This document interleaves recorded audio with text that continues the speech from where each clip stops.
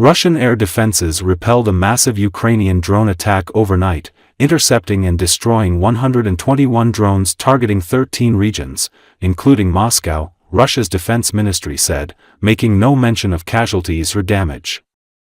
Moscow Mayor Sergei Sobyanin said that air defense units had intercepted attacks by Ukrainian drones at 4 locations around the Russian capital, and air defense units southeast of the capital in the Kolomna and Ramenskoye districts had repelled one group of enemy drones, without specifying how many were involved.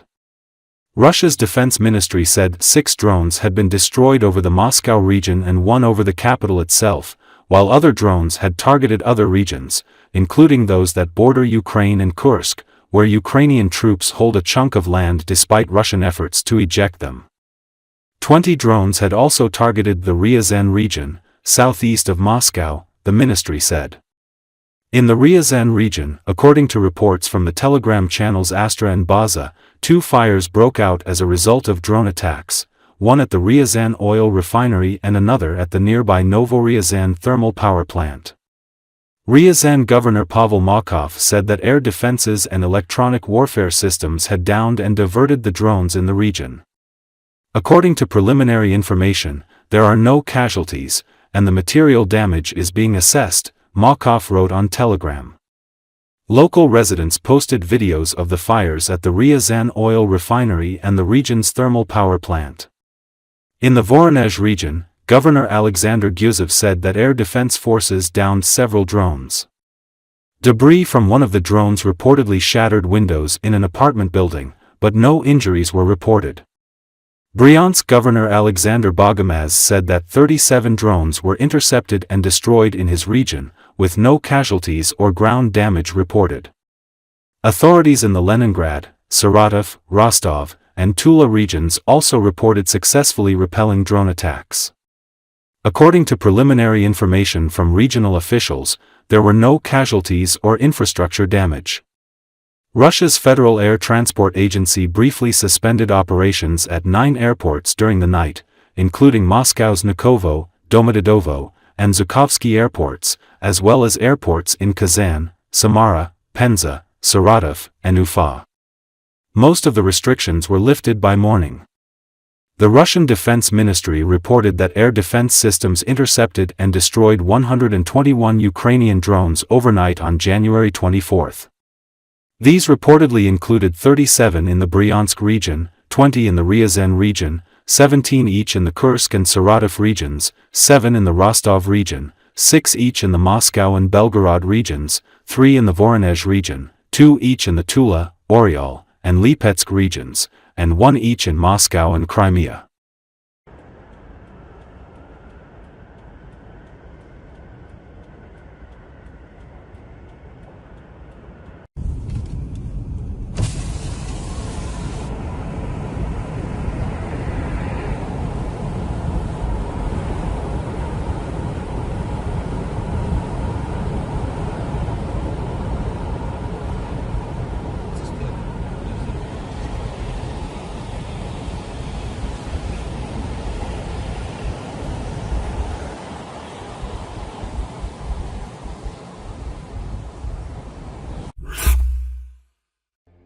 President Volodymyr Zelensky has claimed a contingent of at least 200,000 international soldiers would be needed to guarantee Ukraine's security in any ceasefire with Russia. According to Associated Press, Zelensky made the comments on Tuesday on the sidelines of the World Economic Forum in Davos. He said 200,000 troops would be the minimum required to deter any further aggression from Moscow. Zelensky has argued without such security guarantees from its allies, it is only a matter of time until Russia invades again. It's not about somebody who is staying, just staying, and something like some forces. No. I'm not supportive of this idea. I'm supporting the idea of contingents like a part of security guarantees, because if they have 1.5 million army, and if we will have less 2 times, it means that we need contingents with a very strong number of soldiers. 200 тисяч.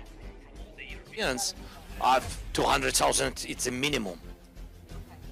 It's a minimum. Otherwise it's nothing. Otherwise it's something, like somebody, like we had OSCE, and nobody knew where they can help you. Just they had offices, and that's all. Каже, що він також дуже хоче, і я вірю, що він і всі будуть мати 1000 бачень, які не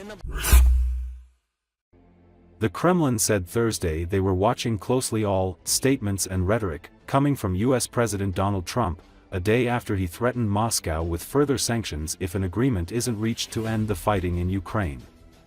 According to Associated Press in a post to his Truth Social site on Wednesday, Trump urged Russian President Vladimir Putin to settle now and stop this ridiculous war, adding that he would have no choice but to expand sanctions and increase tariffs on Russian goods. During his regular call with journalists on Thursday morning, Kremlin spokesman Dmitry Peskov said these threats were nothing new. Trump, in his first iteration of his presidency, was the American president who most often resorted to sanctions methods. He likes these methods, Peskov said. Peskov added that Moscow remains ready for a mutually respectful dialogue. Особо каких-то новых элементов мы здесь не усматриваем. Вы знаете, что Трамп в первую итерацию своего президентства был президентом Америки, который наиболее часто прибегал к санкционным методам. Ему нравятся эти методы, по крайней мере, они ему нравились в ходе его первого президента. А так мы очень внимательно наблюдаем, конечно, за всей риторикой, за всеми заявлениями. Мы фиксируем тщательно все нюансы. Мы остаемся готовы к диалогу, об этом президент Путин неоднократно говорил, к равноправному диалогу, к взаимоуважительному диалогу. Этот диалог имел место между двумя президентами, опять же, в бытность первого президентства Трампа. И ждем сигналов, которых пока не поступало. Мы всегда будем помнить и никогда не забудем помощь Соединенных Штатов во время Великой Отечественной войны. И надеемся, что американцы и президент Трамп разделят с нами радость празднования 80-летия Победы. Но давайте не забывать, что президент Путин, уже став президентом, завершил выплаты Соединенным Штатам по ленд-лизу за помощь, оказанную во время Великой Отечественной войны. Это тоже был бизнес.